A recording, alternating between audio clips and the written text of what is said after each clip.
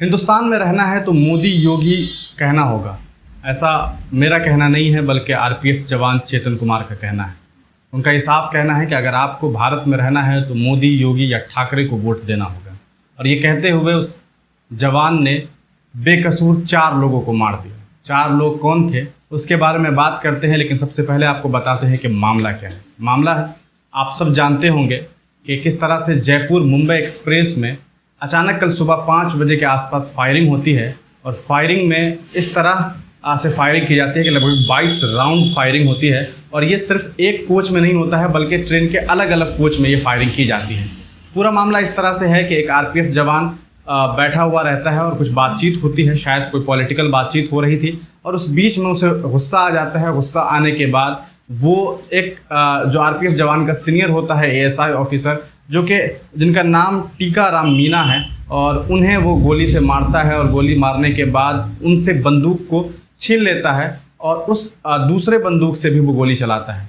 अपने बंदूक से उन्होंने 12 राउंड फायरिंग की है। और द इंडियन एक्सप्रेस की माने तो 10 राउंड फायरिंग उन्होंने जो एएसआई सीनियर एएसआई थे उनकी बंदूक से गोली चलाई थी।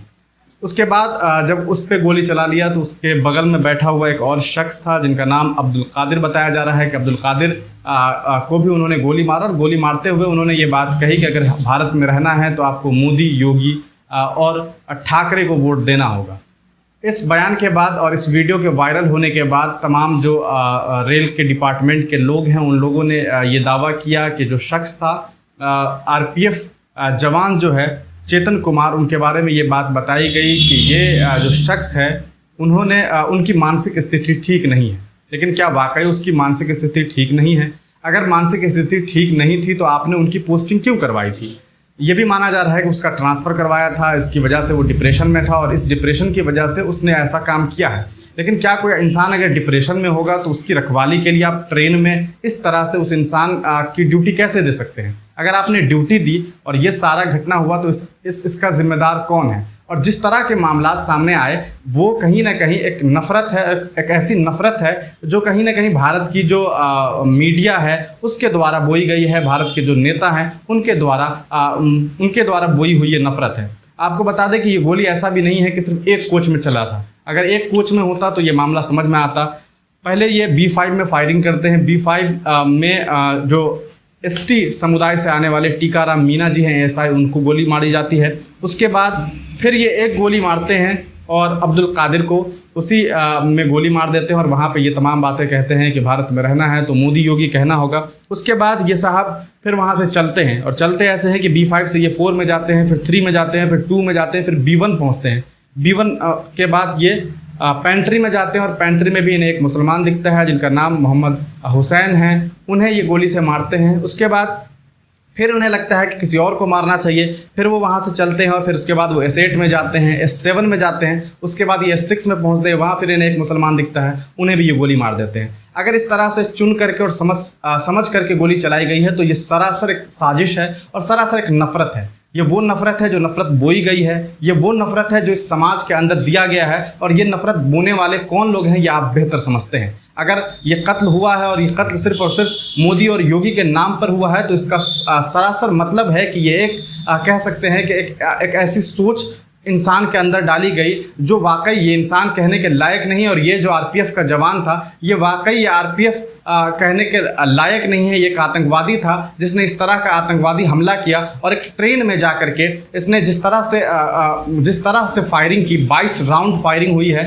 ये कोई आम बात नहीं है। और वाकई जिस तरह से इसने सोच समझ करके इंसान को चुना उसके बाद गोली चलाई, ये सिर्फ़ और सिर्फ ये दर्शाता है कि इसने नफ़रत के नाम पर ये सारा काम किया है। आप खूब समझ सकते हैं कि किस तरह से ये इंसान 1 2 3 4 5 6 लगभग 10-12 कोच के में जाता है, गुजरता है, और वहाँ उसे जो भी लगा कि कोई शख्स दाढ़ी में है, वो मुसलमान है, उसने फायरिंग कर दी। ये जो तमाम चीज़ें हुई उसके बाद जिस तरह से रेलवे डिपार्टमेंट ने अपने आप को बचाने के लिए ये बात कही कि उसकी मेंटली स्थिति ठीक नहीं थी, इस वजह से उसका ट्रांसफ़र कराया गया था। तो ये किस तरह का ट्रांसफ़र था? ट्रांसफ़र अगर मेंटली स्थिति ठीक नहीं होती है तो उसको आप ड्यूटी कैसे दे सकते हैं? और वो भी हजारों लोगों की निगहबानी में। आप खुद समझते हैं कि भारतीय रेल में कितने लोग होते हैं, जितना टिकट नहीं होता है उससे कम से कम 3 गुना लोग ट्रेन में सफ़र करते हैं।